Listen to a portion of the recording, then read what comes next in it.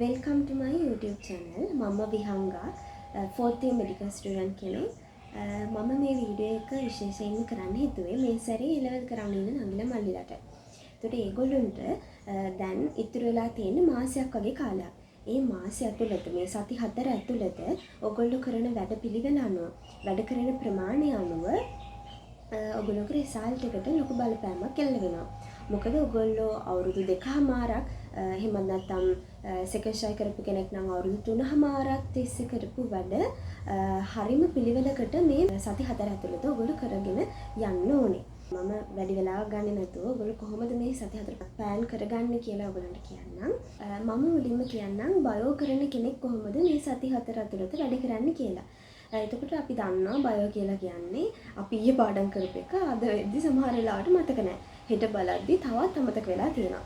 එතකොට දැන් A level subject එක ගත්තොත් පාඩම් 10ක් තියෙනවා. ඒ 10 ලොකු content එකක් තියෙනවා.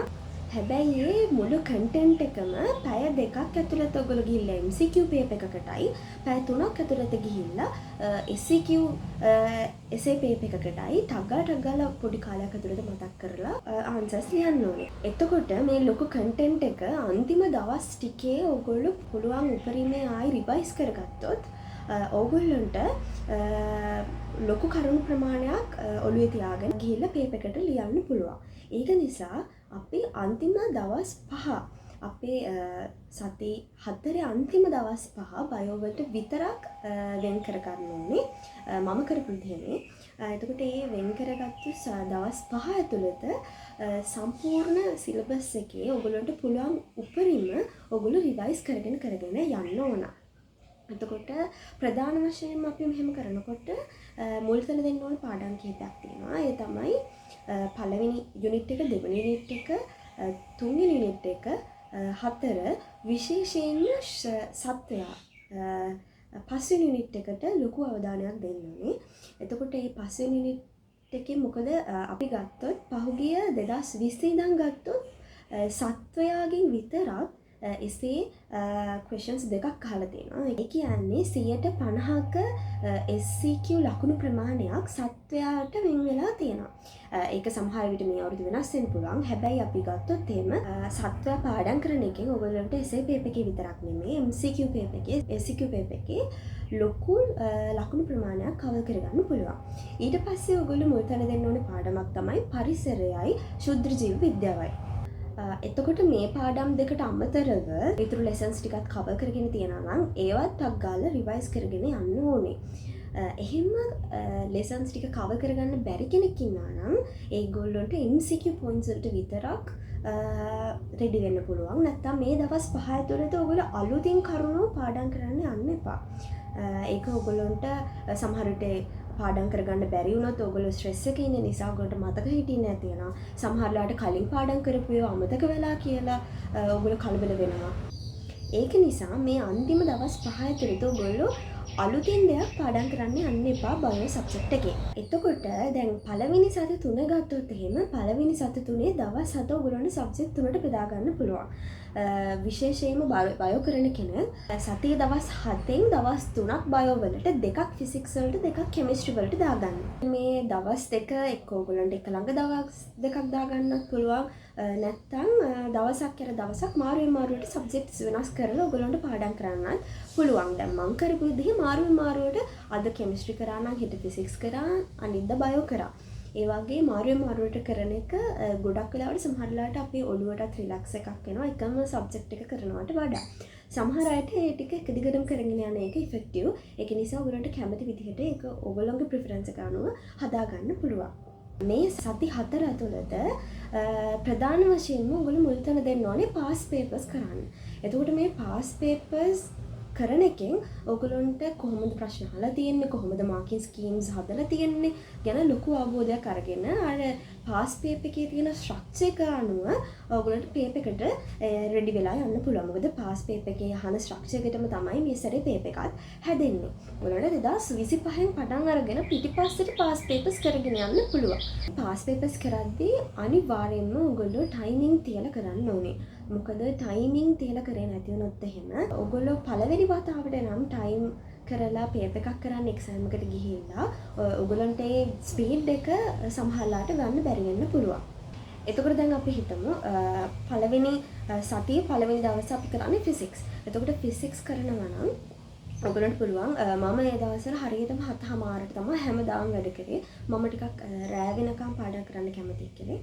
ඒක නිසා මම රෑ වෙනකම් පාඩම් කළා 7ට නැගිටලා 7:00 වෙද්දි වැඩ කරන්න පටන් ගත්තා. එතකොට 7:00ට හැමදාම මම පටන් ගත්තා MCQ පේපර් එකකින්. ඒතර MCQ පේපර් එක පැය දෙකක් තියලා හරියටම ඉඳගෙන ඒ විදිහටම එක්සෑම් එකේ කියලා හිතාගෙන ඔයගොල්ලෝ ඒ විදිහටම MCQ කරගෙන යනවා. ඒතර MCQ කරගෙන ගිහිල්ලා ඒ පැය දෙක ඉවරනායින් පස්සේ ඔයගොල්ලන්ට MCQ වල හරි වැරදි ලකුණු කරලා ඔයගොල්ලෝ වැරදිලා තියෙන මොනවද කියලා බලලා තව පැයක් විතර අරගෙන ඔයගොල්ලන්ට වැරදිලා තියෙන ඒවා ආයි හදාගන්න try එකක් දෙන්න පුළුවන්. සමහර වෙලාවට ඔයගොල්ලෝ දන්නේ නැති දෙයක් නිසා වැරදෙන්න පුළුවන්. එතකොට තියරි පාර්ට් එකේ මොකක් හරි තියරි නොලෙජ් එකේ තියෙන අඩුවක් නිසා ඔයගොල්ලන්ට වැරදිලා තියෙන්න පුළුවන්. එහෙමනම් ටක් ගාලා ඒ තියරි පාර්ට් එකට අදාළ කොටස කියවගෙන ඔයගොල්ලෝ රෝසස්ගේ පොත පරිහරණය කරනවා නම් රෝසස්ගේ පොතෙන් ඒකේ තියරි පාර්ට් එක සමහර වෙලාවට දාලා තියෙනවා. ඒක කියවලා හරි ඒ අඩුව පුරවගෙන ඒකේ වැරද්ද හදාගන්න පුළුවන්. නැත්තම් සමහර වෙලාවට ඔයගොල්ලෝගේ කලබලේ නිසා ප්‍රශ්න වැරදිලා තියෙන්න පුළුවන්. ඒකට ඔයගොල්ලොන්ටම ටක් ගාලා ඒක කොතනද මට වැරදිලා තියෙන්නේ කියලා බලලා ඒකේ වැරද්ද හදාගන්න පුළුවන්. ඒතකොට ඒක පැයක් විතර ඇතුළත කරනවා. ඊට පස්සේ පොඩි විනාඩි 10ක 15ක විතර බ්‍රේක් එකක් අරගෙන ඔයගොල්ලන්ට පුළුවන් SCQ පේපර් එක කරන්න යන්න. එතකොට ස්ට්‍රක්චර්ඩ් එසේ එකේ හානේ ප්‍රැක්ටිකල්ස්නේ. එතකොට ඔයගොල්ලෝ ස්ට්‍රක්චර්ඩ් එසේ එකත් පැයක් ඇතුළත කරලා ඒ පැය ඉවරුණායින් පස්සේ ඔයගොල්ලෝගේ ස්ට්‍රක්චර්ඩ් එසේ එකට අදාළ ප්‍රැක්ටිකල්ස් තියෙන නෝට්ස් ටික හරිය නැත්නම් ඔයගොල්ලෝ හදාගෙන තියෙන මොකක් හරි ටියුට් එකක් හරි තියෙනවා නම් ප්‍රැක්ටිකල් එකක තියරි ටික බලා ගන්න ඔයගොල්ලන්ට ලොකු වෙලාවක් යන්නේ නැහැනේ. එතකොට ඒ ටියුට් එක අරගෙන ප්‍රැක්ටිකල් එක ටක් ගාලා මුල ඉඳන් අග වෙනකන් කියවගෙන ඒ ප්‍රැක්ටිකල් එකේ තියරි පාර්ට් එක හොඳට පුළුවන් කරගෙන ඔයගොල්ලෝගේ ස්ට්‍රක්චර්ඩ් එසේ එකේ රතු පාටින් ඔයගොල්ලන්ට වැරදිච්ච තැන් ටික හදා ගන්න ඕන. මේ කියන වගේ එක දිගට කරගෙන යන්න අමාරුයි. ඒ වුණාට මේ අන්තිම මාසය කියන එක තමයි ඔයගොල්ලෝ හොඳටම වැඩ කරන්න ඕනේ කාලේ. මේක නිකන් මැරතන් එකක් වගේ. මට මතකයි ඒ දවස්වල අපේ සර්ලා කියන මේක මැරතන් එකක් වගේ.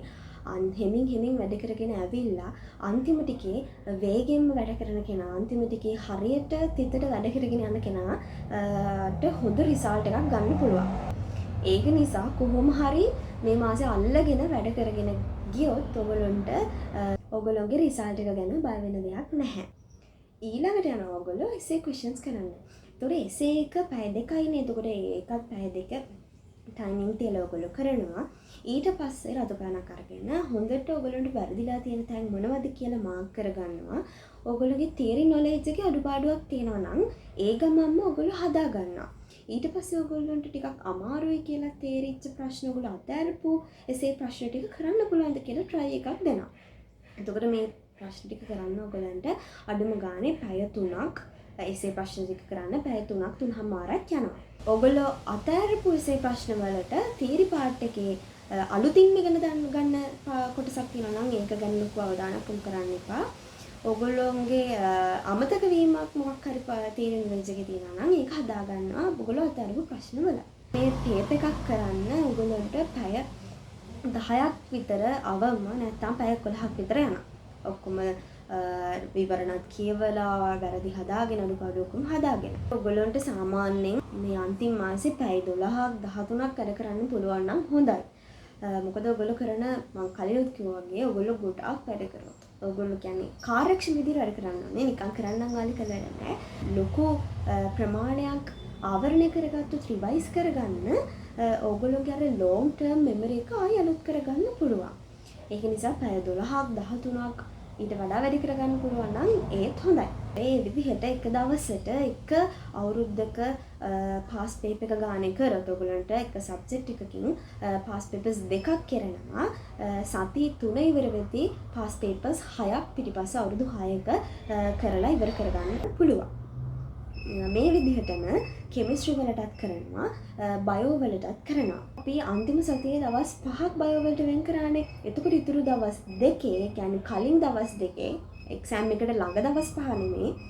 දවස් දෙක නෙමෙයි ඊට කලින් දවස් දෙකේ ෆිසික්ස් කෙමිස්ට්‍රි ඔයගොල්ලන්ට වෙන් කරගන්න දාගෙන පාස් පේපර්ස් දෙකක් කරගන්න පුළුවන්. එතකොට අන්තිමට ඔයගොල්ලෝ එක්සෑම් එකට යනකොට ෆුල් පාස් පේපර්ස් 7ක් පහුගිය අවුරුදු 7ක පාස් පේපර්ස් ටික හරියටම ඔයගොල්ලෝ කරලා ගිහිල්ලා තියෙනවා. එතකොට ඔයගොල්ලන්ට ටයිමින් ගැන එතකොට පේපර් එකේ ක්වෙස්චන්ස් අහන විදිය පේපර් එකේ ස්ට්‍රක්චර් එක ගැන හොඳ අවබෝධකින් තමයි ඔයගොල්ලෝ එක්සෑම් එකට මුහුණ දෙන්න යන්නේ. මැත්ස් කරන ළමයිටත් අර මම කිව්ව විදිහට ෆිසික්ස් කෙමිස්ට්‍රි කරගෙන යන්න පුළුවන්. මැත්ස් කරන විදිහ ගැන ඔයගොල්ලන්ට ඔයගොල්ලන්ගේ ක්ලාසස් වල එහෙම කියලා දීලා ඇති. ඒගොල්ලෝ ඒ විදිහට කරගෙන යන්න. මම බයෝ කරපු නායක තමයි විශේෂයෙන්ම මේ බයෝ සබ්ජෙක්ට් එක අන්තිම දවස් ටිකේ කරන විදිය කිව්වේ. මේ සති 4 ඉවර වෙලා එක්සෑම් එකට යන කලින් දවසේ ඔයගොල්ලෝ කලින් කරපු ඔයගොල්ලෝ බයෝ ළමෙන් නම් ඔයගොල්ලන්ට කරපු එසේ ප්‍රශ්න බලන්න පුළුවන්. ඔයගොල්ලන්ට වැරදිච්ච තැන් ආයි මතක් කරගන්න පුළුවන්. ඔයගොල්ලෝ කලින් ලියපු විවරණ මොන හරි තියනවා නම් ඒ විවරණ බලන්න පුළුවන්. විශේෂයෙන්ම මොන හරි රූප සටහන් තියනවා නම් ඒ රූප සටහන් ආයි මතක් කරගන්න පුළුවන්.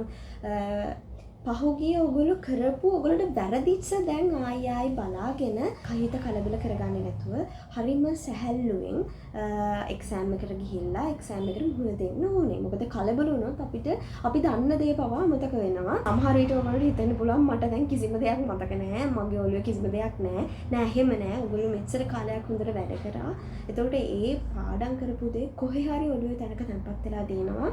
පේපර් එක අතර හම්බුනායින් පස්සේ ඔයගොල්ලෝ ඒක රිවයිස් කරා නම් ළඟදී අර කිව්ව සති 4 ඇතුළත රිවයිස් කරගන්න පුළුවන් වුණා නම් සහ සමහරක ඒවා දීර්ඝ කාලීන මතකයට ගිහිල්ලා තියෙන ඒවායින් ඔයගොල්ලන්ට පේපර් එක හොඳටම ලියන්න පුළුවන්. ඒක නිසා කලබල වෙන්නේ නැතුව පේපර් එක අතට දුන්නයින් පස්සේ ඔයගොල්ලෝ දන්න ඩියු මුලින්ම ලියාගෙන යනවා. බැරි ප්‍රශ්න ඔයගොල්ලෝ රවුන්ඩ් කරගෙන අමතක කියන්නේ මිස් නොවෙන්න ඒව රවුන්ඩ් කරගෙන ලකුණු කරගෙන පස්සේ ඒවට ඇටෙම්ප් කරන්න ඕනේ. ඔයගොල්ලෝගේ හොඳ ස්පීඩ් එකකින් ඔයගොල්ලෝ පේපර් එක ලිව්වා නම් ඔයගොල්ලන්ට කරපු නැති ප්‍රශ්න කරන්න වෙලාව ඉතුරු වෙනවා. ඉතුරු වෙච්ච වෙලාවේ ඔයගොල්ලෝ අර මග ඇරලා ආපු ප්‍රශ්න වලට ආයි try එකක් දෙන්න පුළුවන්. එහෙම දීලා ඇවිල්ලා පේපර් එක ලියලා ඉවරුණා. ඒ සබ්ජෙක්ට් එක ඉවරයි. ආයි ගෙදර ඇවිල්ලා ඒවා MCQ කීයද සමහර වෙයි WhatsApp group වලට යාළුවෝ සමහර වෙලාවට answers එවනවා. ඒක කිසිම දෙයක් බලන්න යන්න එපා. ඔයගොල්ලෝ MCQ කීයද කියලා බලන්න යන්නත් එපා. ලියුවද ලිව්වා ඒක ඉවරයි. ඊළඟ සබ්ජෙක්ට් එකට ලෑස්ති වෙන්න ඕනේ. ඒක ඉවර වෙලා ඒක එතනින් ඒ සබ්ජෙක්ට් එක ඉවර කරලා ඉන්න. ඔයගොල්ලෝ MCQ බලලා හදිසියකට ඔයගොල්ලෝගේ MCQ අඩු වෙලා තිබුණොත් ඔයගොල්ලෝ සමහර විට කලබල වෙන්න පුළුවන්. ඒතර ඊළඟ පේපර් එකට අර රෙඩි වෙන එක නෙමෙයි අර වැරදිච්ච MCQ ගාන වැරදිච්ච questions වල ඒව තමයි ඔයගොල්ලන්ට මතක් වෙන්නේ. ඒක නිසා කොයිම වෙලාවකවත් MCQ කීයද මට මොනවද වැරදුනේ කියලා බලන්න යන්න එපා. ගෙදර ඇවිල්ලා ඒ පේපර් එක එතනින් ඉවර කරලා එන්න. ඔබට මේ ටික තමයි අද මට මේ වීඩියෝ එකේ කියන්න ඕනේ. බය වෙන්නේ නැතුව එක්සෑම් එකට ගිහිල්ලා මුහුණ දෙන්න ඕනේ. ඔයගොල්ලෝ දන්න ටික හොඳටම කරලා එන්න. එතකොට ඔයගොල්ලන්ට උපරිම ලකුණු ප්‍රමාණයක් අරගන්න පුළුවන්. හොඳ රිසල්ට් එකකට යන්න පුළුවන්. ඉතින් හැමෝටම good luck. ආයි මේ වගේ වීඩියෝ එකකින් වීඩියෝ එකක් දෙනකම් හැමෝටම හොඳට වැඩ කරගෙන යන්න පුළුවන් කියලා ප්‍රාර්ථනා කරනවා. හැමෝටම good luck.